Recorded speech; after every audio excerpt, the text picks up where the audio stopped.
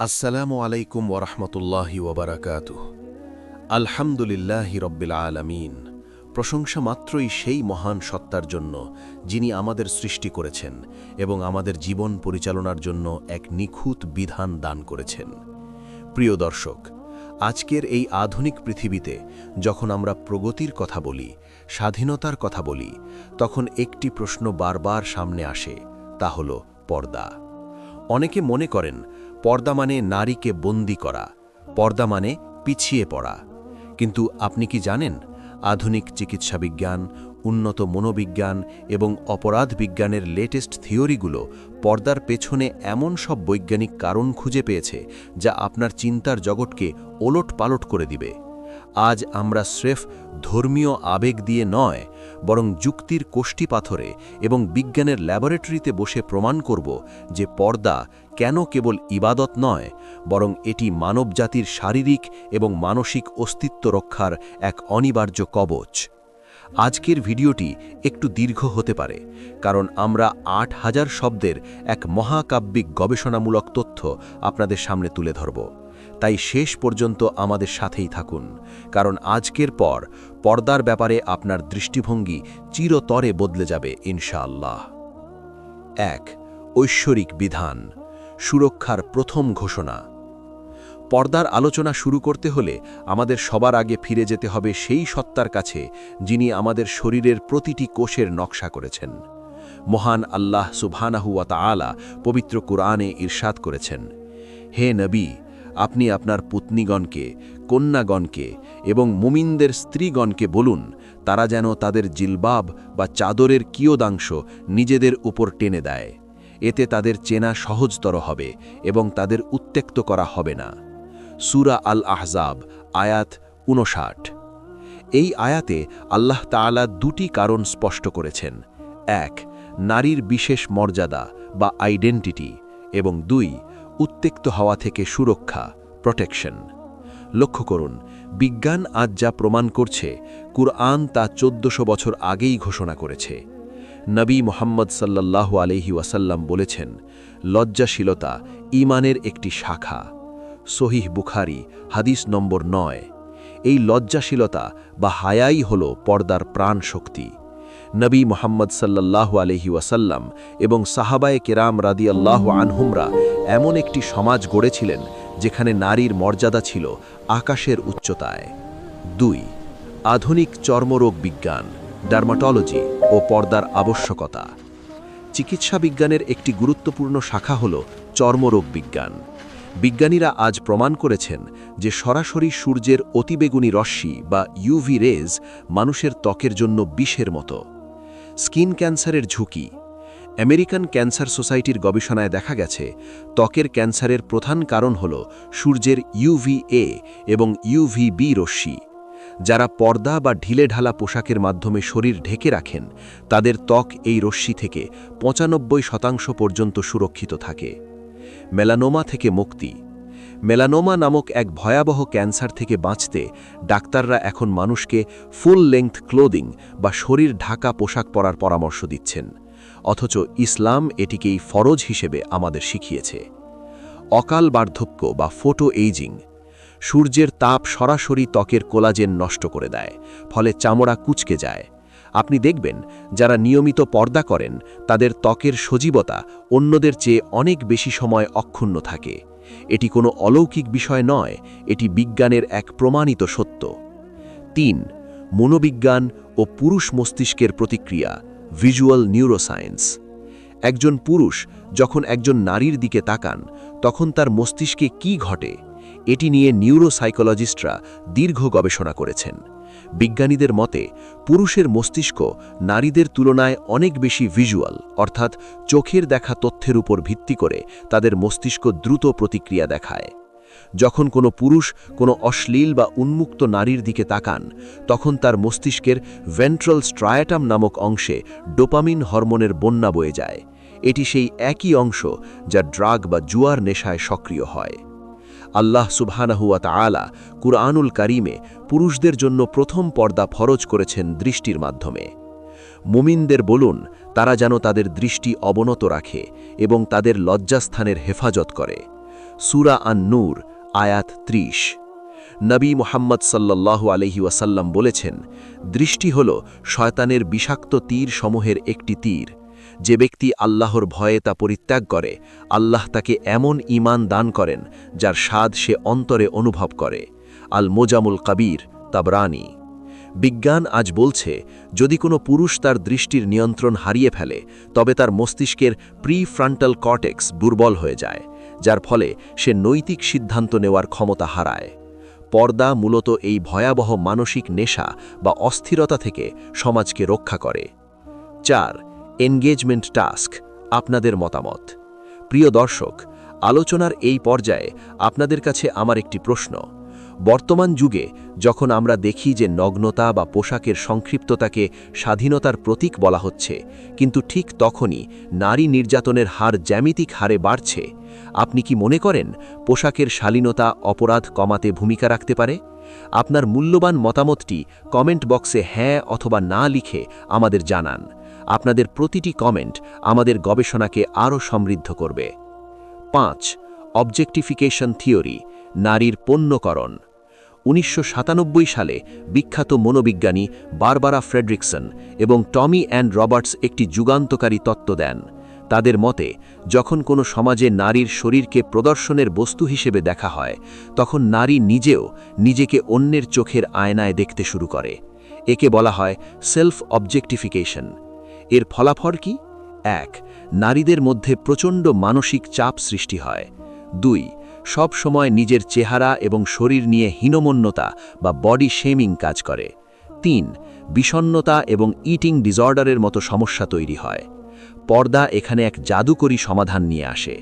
হিজাব বা নেকাব পরার মাধ্যমে একজন নারী সমাজের কাছে ঘোষণা করেন যে আমার শরীর কেবল আমার এবং আমার পরিবারের জন্য, আমার মেধা ও ব্যক্তিত্ব বিশ্বের জন্য। পর্দা নারীকে পণ্য থেকে মানুষে রূপান্তরিত করে।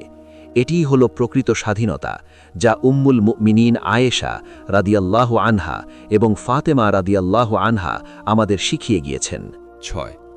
হরমোনের ভারসাম্য ও মানসিক স্থিতিশীলতা, hormonal balance and mental stability. পর্দার প্রভাব কেবল ত্বকের উপরিভাগে সীমাবদ্ধ নয়, এটি আমাদের শরীরের অভ্যন্তরীণ রাসায়নিক কারখানাতেও গভীর প্রভাব ফেলে। এন্ডোক্রিনোলজি বা হরমোন বিজ্ঞান অনুসারে মানুষের মানসিক অবস্থা তার চারপাশের পরিবেশ এবং সামাজিক মিথস্ক্রিয়ার উপর নির্ভর করে। কর্টিসল ও স্ট্রেস ম্যানেজমেন্ট। যখন একজন নারী বা পুরুষ জনসমক্ষে নিজেদের অশালীনভাবে উপস্থাপন করেন বা অনাকাঙ্ক্ষিত দৃষ্টির শিকার হন, তখন তাদের অবচেতন মন এক ধরনের সোশ্যাল অ্যাংজাইটি বা সামাজিক উদ্বেগের শিকার হয়। এর ফলে শরীরে কর্টিসল নামক স্ট্রেস হরমোন বেড়ে যায়। দীর্ঘমেয়াদে এই কর্টিসল উচ্চ রক্তচাপ, হৃদরোগ এবং মানসিক অবসাদের কারণ হতে পারে। পর্দা একজন নারীকে একটি ব্যক্তিগত নিরাপত্তা বলয় দান করে।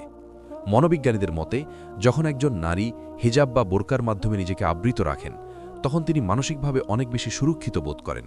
এই সুরক্ষার অনুভূতি তার মস্তিষ্কে অক্সিটোসিন নামক প্রশান্তির হরমোন নিঃসরণ করতে সাহায্য করে। দৃষ্টির নিয়ন্ত্রণ ও ডোপামিন। পুরুষদের ক্ষেত্রে দৃষ্টির পর্দা না থাকলে মস্তিষ্ক বারবার ডোপামিন স্পাইকের শিকার হয়। আধুনিক মনোবিজ্ঞান বলছে, যারা পর্দার বিধান মানে না এবং অবাধে দৃষ্টির ব্যবহার করে, তারা ধীরে ধীরে হাইপার সেক্সুয়ালাইজেশনের শিকার হয়। ফলে তাদের স্বাভাবিক দাম্পত্য জীবনে অতৃপ্তি দেখা দেয়। নবী মুহাম্মদ সাল্লাল্লাহু আলাইহি ওয়াসাল্লাম আমাদের শিখিয়েছেন কিভাবে চোখের পর্দা করতে হয়। হযরত আলী ইবনে আবি তালিব রাদিয়াল্লাহু আনহুকে উদ্দেশ্য করে নবী মুহাম্মদ সাল্লাল্লাহু আলাইহি ওয়াসাল্লাম বলেছেন, হে আলী, এক দৃষ্টির পর দ্বিতীয় দৃষ্টি দিও না, কেননা প্রথম দৃষ্টিটি তোমার জন্য ক্ষমাযোগ্য, কিন্তু দ্বিতীয়টি নয়।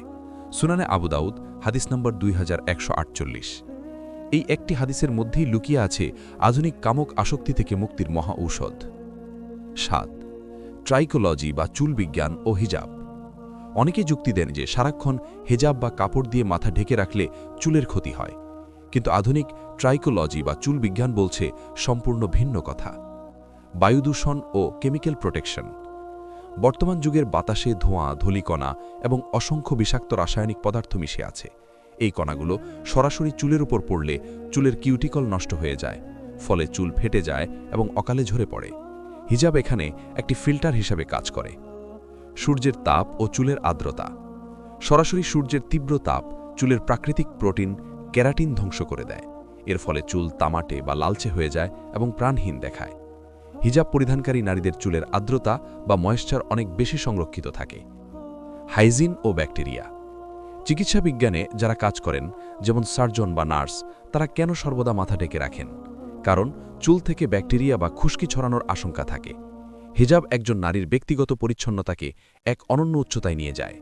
নবী মুহাম্মদ সাল্লাল্লাহু আলাইহি ওয়াসাল্লাম সর্বদা মাথা ঢেকে রাখাকে পছন্দ করতেন, এবং এটি সাহাবায়ে কেরাম রাদিয়াল্লাহু আনহুমদের অন্যতম বৈশিষ্ট্য ছিল।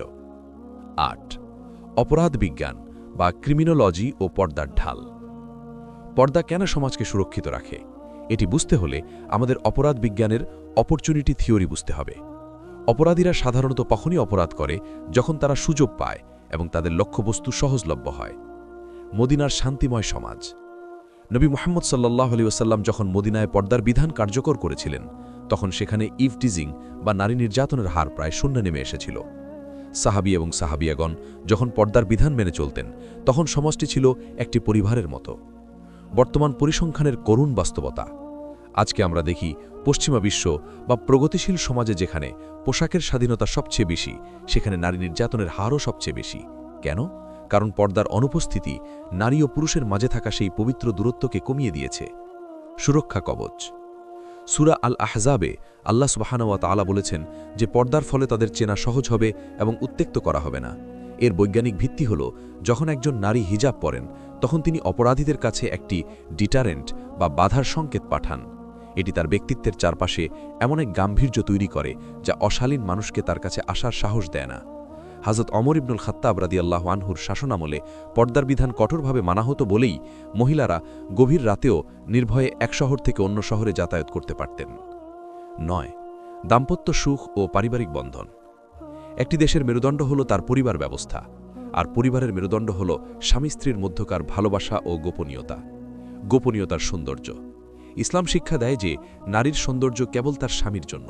এটি স্বামী স্ত্রীর মধ্যকার আকর্ষণকে কয়েক গুণ বাড়িয়ে দেয়। আধুনিক সমাজবিজ্ঞানীমন লক্ষ্য করেছেন যে যেসব সমাজে পর্দার বিধান নেই, সেখানে স্বামীরা তাদের স্ত্রীদের উপর খুব দ্রুত আকর্ষণ হারিয়ে ফেলেন, কারণ তারা প্রতিনিয়ত বাইরের জগতের আরও উজ্জ্বল প্রদর্শনী দেখছেন।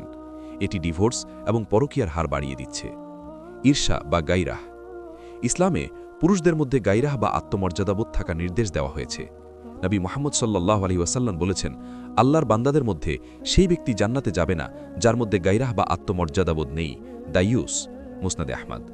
সাহাবায়ে কেরাম রাদিয়াল্লাহু আনহুম তাদের পরিবারের নারীদের পর্দার ব্যাপারে অত্যন্ত যত্নবান ছিলেন। হযরত জুবাইর ইবনুল আওয়াম রাদিয়াল্লাহু আনহুর মতো বীর সাহাবীরা তাদের স্ত্রীদের পর্দার ব্যাপারে এতটাই সচেতন ছিলেন যে তা তাদের ঈমানী মহিমাকে প্রকাশ করত। পর্দা পারিবারিক জীবনে এক অদ্ভুত প্রশান্তি এবং বিশ্বস্ততা নিয়ে আসে, যা কোনো বস্তুবাদী থিওরি দিতে পারবে না। ১০. বর্তমান পরিস্থিতি ও পশ্চিমা বিশ্বে পর্দার জোয়ার। আজকের পৃথিবীতে এক অদ্ভুত পরিবর্তন লক্ষ্য করা যাচ্ছে।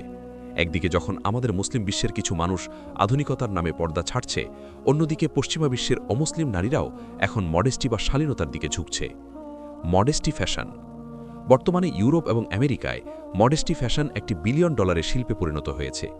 বিখ্যাত সব ফ্যাশন ব্র্যান্ড এখন হিজাব এবং ঢিলেঢালা পোশাকের কালেকশন বের করছে। কেন? কারণ পশ্চিমা নারীরা বুঝতে পেরেছে যে শরীর প্রদর্শন করার মধ্যে স্বাধীনতা নেই, বরং নিজেকে আবৃত রাখার মধ্যেই প্রকৃত সম্মান এবং স্বস্তি নিহিত আছে। তথাকথিত নারীবাদীরা পর্দাকে বন্ধিত্ব বলে প্রচার করলেও আজ হাজার হাজার শিক্ষিত পশ্চিমা নারী ইসলাম গ্রহণ করে হিজাবকে বেছে নিচ্ছেন। তারা বলছেন হিজাব তাদের পুরুষের কামুক দৃষ্টি থেকে মুক্তি দিয়েছে এবং তাদের মানুষ হিসাবে নতুন জন্ম দিয়েছে। এটি নবী মুহাম্মদ সাল্লাল্লাহু আলাইহি ওয়াসাল্লামের সেই ভবিষ্যৎবাণীর বাস্তবায়ন যে ইসলাম একদিন প্রতিটি ঘরে প্রবেশ করবে। ১১. আধ্যাত্মিক প্রভাব ও অন্তরের নূর। পর্দার আলোচনা কেবল কাপড়ের ওপর দিয়ে শেষ করলে এর আসল রহস্য অপূর্ণ থেকে যাবে। পর্দা মূলত একটি শারীরিক ইবাদত, যা সরাসরি হৃদয়ের সাথে সংযুক্ত। আধ্যাত্মিক বিজ্ঞানের মতে মানুষের শরীর ও মনের মাঝে একটি অদৃশ্য যোগসূত্র রয়েছে। যখন একজন মুমিন বা মুমিনা আল্লাহর সন্তুষ্টির জন্য পর্দার বিধান পালন করেন, তখন তাদের অন্তরে এক ধরনের ঐশ্বরিক আলো বা নূর সৃষ্টি হয়। তাকওয়ার পোশাক। আল্লাহ তাআলা পবিত্র কোরআনে বলেছেন, হে বনি আদম, আমি তোমাদের জন্য পোশাক অবতীর্ণ করেছি তোমাদের লজ্জাস্থান আবৃত করার জন্য এবং সৌন্দর্য হিসেবে, আর তাকওয়ার পোশাকই হল সর্বোত্তম। সূরা আল আরাফ আয়াত ২৬। এখানে আল্লাহ তাআলা বাহ্যিক পোশাকের চেয়ে অন্তরের তাকওয়া বা খোদাভীতিকে বেশি গুরুত্ব দিয়েছেন। মানসিক প্রশান্তি ও স্থৈর্য। আধ্যাত্মিক সাধকগণ বলেন, পর্দা একজন মানুষের চিন্তা চেতনাকে বিক্ষিপ্ত হওয়া থেকে রক্ষা করে। যখন একজন মানুষ তার অঙ্গপ্রত্যঙ্গকে পর্দার মাধ্যমে সংরক্ষণ করেন, তখন তার ইবাদতে একাগ্রতা বৃদ্ধি পায়। নবী মুহাম্মদ সাল্লাল্লাহু আলাইহি ওয়াসাল্লাম এবং সাহাবায়ে কেরাম রাদিয়াল্লাহু আনহুমদের জীবনে আমরা দেখেছি, তারা যখন নামাজে দাঁড়াতেন তখন দুনিয়ার সব কিছু থেকে বিচ্ছিন্ন হয়ে যেতেন। পর্দার এই অনুশীলন তাদের একাগ্রতাকে সাহায্য করত। আধুনিক মনোবিজ্ঞানীরা একে ফোকাস এনহ্যান্সমেন্ট বা মনোযোগ বৃদ্ধি হিসেবে বর্ণনা করেছেন। যখন বাইরের জগতের কোলাহল এবং প্রদর্শনীর ছটা থেকে নিজেকে সরিয়ে নেওয়া হয়, তখন মানুষের সৃজনশীলতা এবং মানসিক শক্তি কয়েক গুণ বেড়ে যায়। 12. এপিজেনেটিক্স ও বংশগতির ওপর লজ্জাশীলতার প্রভাব। বর্তমান আধুনিক বিজ্ঞানের একটি বিস্ময়কর শাখা হল এপিজেনেটিক্স। বিজ্ঞানীরা দেখিয়েছেন যে আমাদের জীবনযাপন এবং আচরণ কেবল আমাদের ওপর নয়, বরং আমাদের ভবিষ্যৎ প্রজন্মের জিনের ওপরও প্রভাব ফেলে। লজ্জাশীলতার উত্তরাধিকার। যখন কোনো পিতামাতা লজ্জাশীলতা ও পর্দার সাথে জীবনযাপন করেন, তখন তাদের এই চারিত্রিক গুণাবলী তাদের সন্তানদের জিনের মাধ্যমে প্রবাহিত হওয়ার সম্ভাবনা থাকে। একে বলা হয় বিহেভিয়ারাল এপিজেনেটিক্স। বিপরীত প্রভাব। গবেষণায় দেখা গেছে, যেসব সমাজ বা পরিবেশে অবাধ নগ্নতা এবং পর্দার অভাব থাকে, সেখানে প্রজন্মের পর প্রজন্ম হাইপার অ্যাক্টিভ যৌন উত্তেজনায় ও অস্থিরতায় ভোগে। এটি পরবর্তী বংশধরদের মানসিক স্থিতিশীলতাকে নষ্ট করে দেয়। নবী মুহাম্মদ সাল্লাল্লাহু আলাইহি ওয়াসাল্লামের আদর্শ অনুযায়ী পরিচালিত পরিবারগুলোতে আজও যে শান্তি ও শৃঙ্খলার পরিবেশ দেখা যায়, তার একটি বড় কারণ হল পর্দার মাধ্যমে অর্জিত এই বংশগত পবিত্রতা। আবু হুরায়রা রাদিয়াল্লাহু আনহু থেকে বর্ণিত হাদিসে নবী মুহাম্মদ সাল্লাল্লাহু আলাইহি ওয়াসাল্লাম লজ্জাশীলতাকে ঈমানের যে অংশ বলেছিলেন, তা কেবল একজন ব্যক্তির জন্য নয়, বরং একটি জাতির সুস্থ ডিএনএ গঠনের জন্য আবশ্যক। 13. সামাজিক স্থিতিশীলতা ও প্রোটেক্টিভ বাফার। সমাজবিজ্ঞানীরা সমাজকে একটি জীবন্ত দেহের সাথে তুলনা করেন। একটি দেহের যেমন চামড়া থাকে যা তাকে বাইরের জীবাণু থেকে রক্ষা করে, একটি সমাজের জন্য পর্দা ঠিক তেমনি একটি রক্ষা কবচ বা প্রোটেক্টিভ বাফার। সামাজিক শৃঙ্খলার বিজ্ঞান। পর্দা নারী ও পুরুষের মধ্যে একটি সম্মানজনক দূরত্ব বজায় রাখে। এই দূরত্বের ফলে সামাজিক মিথস্ক্রিয়া হয় পেশাদার এবং মার্জিত। যখন এই পর্দা উঠে যায়, তখন সমাজ সেক্সুয়ালাইজড হয়ে পড়ে, যা উৎপাদনশীলতাকে কমিয়ে দেয়। মদিনার মডেল। নবী মুহাম্মদ সাল্লাল্লাহু আলাইহি ওয়াসাল্লামের যুগে সাহাবীগণ যখন বাজারে যেতেন বা মসজিদে আসতেন, তখন পর্দার কারণে নারী ও পুরুষ একে অপরের পরিপূরক হিসেবে কাজ করতেন, কিন্তু কেউ কারো ব্যক্তিগত সীমানা লঙ্ঘন করতেন না। এই সামাজিক শৃঙ্খলার কারণেই মদিনা বিশ্বের ইতিহাসে সবচেয়ে সুশৃঙ্খল নগরীতে পরিণত হয়েছিল। আজকের পশ্চিমা গবেষকরাও স্বীকার করছেন যে পারিবারিক ব্যবস্থার ধ্বংস হওয়ার পিছনে পর্দার অভাব একটি বড় ভূমিকা পালন করেছে। 14. ঐতিহাসিক বিবর্তন। পর্দা কি কেবল মুসলিমদের ওপর?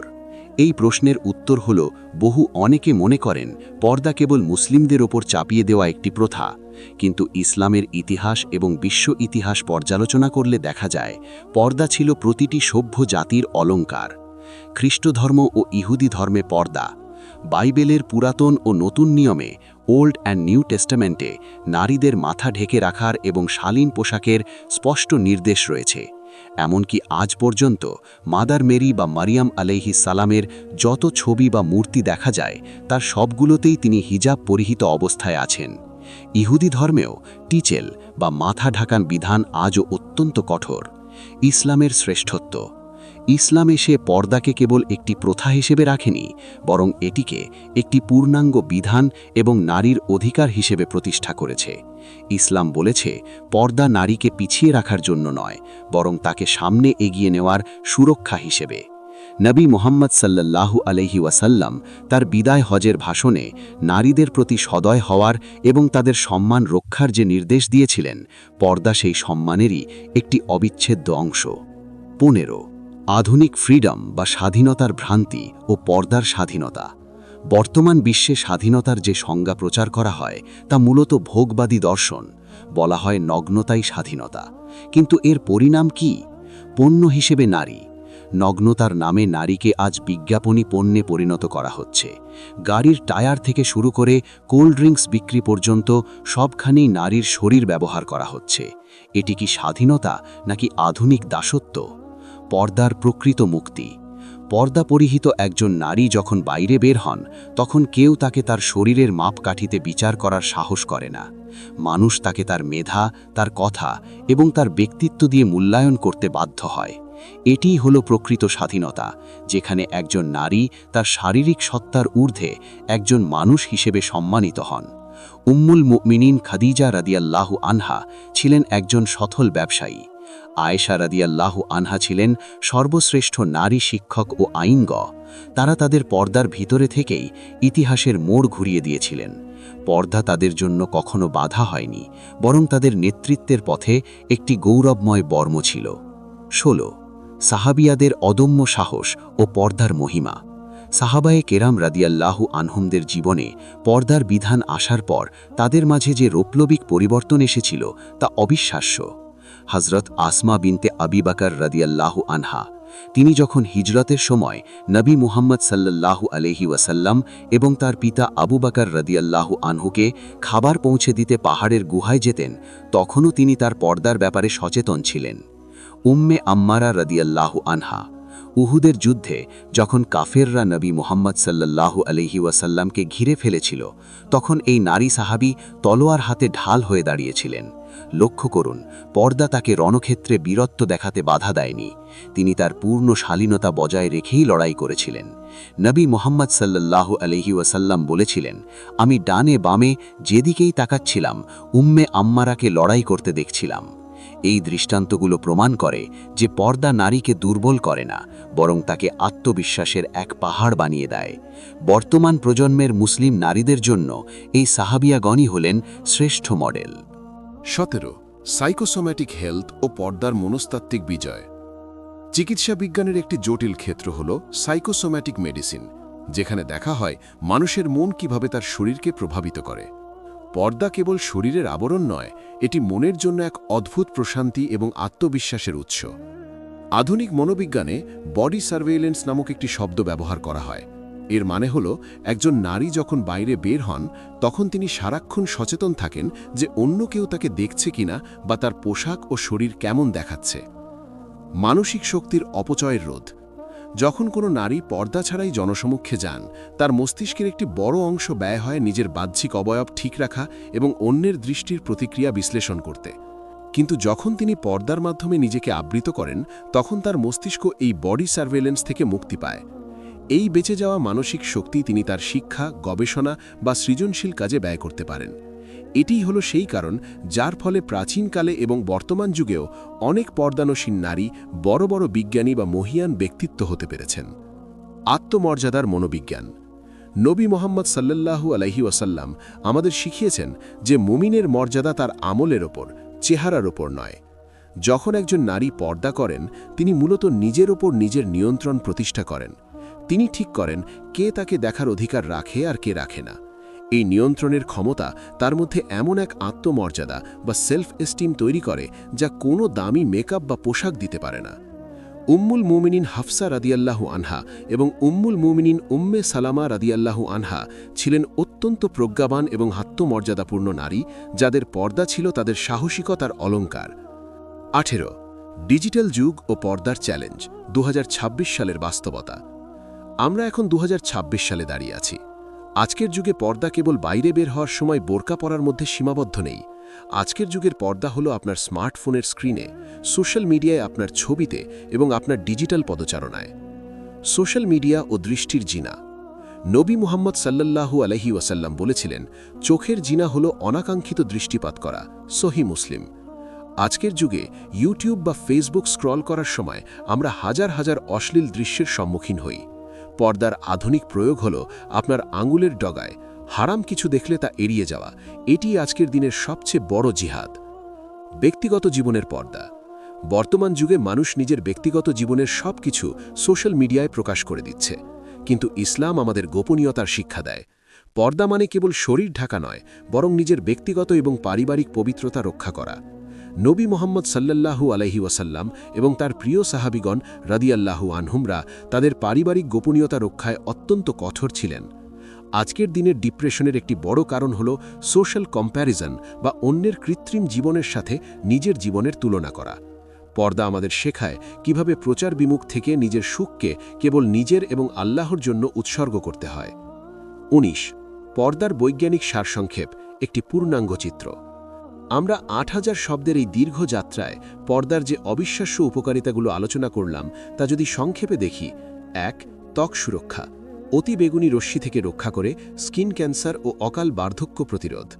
২ চুল ও মাথার স্বাস্থ্য, দূষণ ও ধূলিকণা থেকে রক্ষা করে চুলের উজ্জ্বলতা ও স্বাস্থ্য বজায় রাখার। ৩ নিউরোসায়েন্স, পুরুষের মস্তিষ্কে অহেতুক ডোপামিন স্পাইক কমিয়ে সামাজিক স্থিতিশীলতা আনা। ৪ হরমোনাল ব্যালেন্স, কর্টিসল কমিয়ে অক্সিটোসিন ও মেলাটোনিন বৃদ্ধি করা, যা মানসিক শান্তি নিশ্চিত করে। ৫ অপরাধ বিজ্ঞান, সুযোগ কমিয়ে দিয়ে নারীকে একটি সম্মানজনক সামাজিক অবস্থানে রাখা। ৬ এপিজেনেটিক্স, পরবর্তী প্রজন্মের মধ্যে লজ্জাশীলতা ও নৈতিকতার বীজ বপন করা। এই প্রতিটি বিষয় আজ আধুনিক ল্যাবরেটরিতে প্রমাণিত। নবী মোহাম্মদ সাল্লাল্লাহু আলাইহি ওয়াসাল্লামের এক একটি নির্দেশ আজ এক একটি বৈজ্ঞানিক থিওরি হিসেবে প্রতিষ্ঠিত হচ্ছে। ২০ পর্দা পালনকারীদের জন্য সুসংবাদ ও নবীজির ভালোবাসা। পর্দা পালন করা বর্তমান যুগে হয়তো অনেকের কাছে কঠিন মনে হতে পারে। সমাজ আপনাকে নিয়ে বিদ্রূপ করতে পারে, আপনাকে সেকেলে বলতে পারে। কিন্তু মনে রাখবেন, যখন আপনি আল্লাহর সন্তুষ্টির জন্য নিজেকে আবৃত করছেন, তখন আপনি সেই দলের অন্তর্ভুক্ত হচ্ছেন যাদের আল্লাহ তাআলা ভালোবাসেন। জান্নাতের সুসংবাদ। নবী মোহাম্মদ সাল্লাল্লাহু আলাইহি ওয়াসাল্লাম বলেছেন, যে নারী ৫ ওয়াক্ত নামাজ পড়বে, রমজানের রোজা রাখবে, নিজের লজ্জাস্থানের হেফাজত করবে অর্থাৎ পর্দা করবে এবং স্বামীর আনুগত্য করবে, তাকে কিয়ামতের দিন বলা হবে, জান্নাতের যে দরজা দিয়ে ইচ্ছা তুমি প্রবেশ করো। সহিহ ইবনে হিব্বান। সাহাবিয়াদের ত্যাগ। একবার ভাবুন তো, হজরত সুমাইয়া রাদিয়াল্লাহু আনহা যখন ইসলামের প্রথম শহীদ হচ্ছিলেন, কিংবা হজরত উম্মে সুলাইম রাদিয়াল্লাহু আনহা যখন প্রতিকূল পরিস্থিতির মধ্যেও তার ঈমান এবং পর্দা রক্ষা করছিলেন, তাদের ত্যাগ কি বৃথা গেছে? মোটেও না। আজ সারা বিশ্বের কোটি কোটি মুসলিম নারী তাদের থেকে প্রেরণা পায়।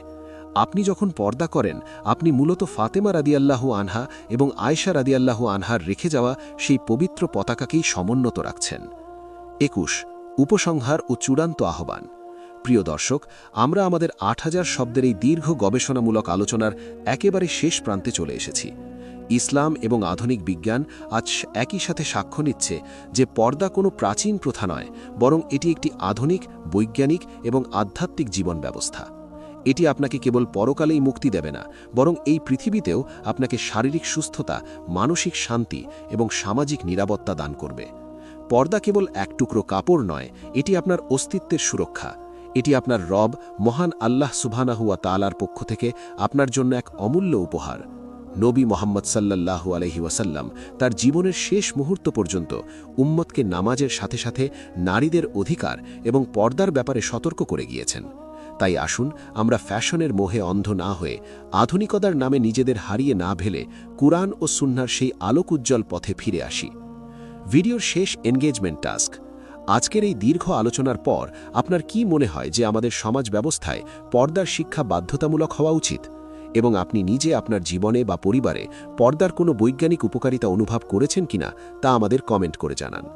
আপনার একটি মন্তব্য হয়তো অন্য কাউকে পর্দা পালনে উৎসাহিত করতে পারে।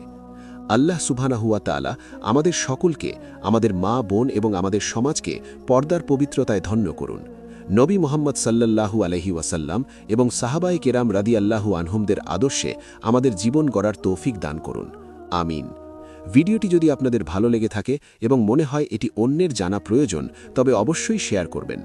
আপনাদের সাপোর্টই আমাদের এই ধরনের গভীর গবেষণামূলক কাজ চালিয়ে যেতে সাহায্য করে। দেখা হবে পরবর্তী কোনো ভিডিওতে ইনশাআল্লাহ। ততক্ষণ পর্যন্ত আল্লাহর হেফাজতে থাকুন। আসসালামু আলাইকুম ওয়া রাহমাতুল্লাহি ওয়া বারাকাতুহু।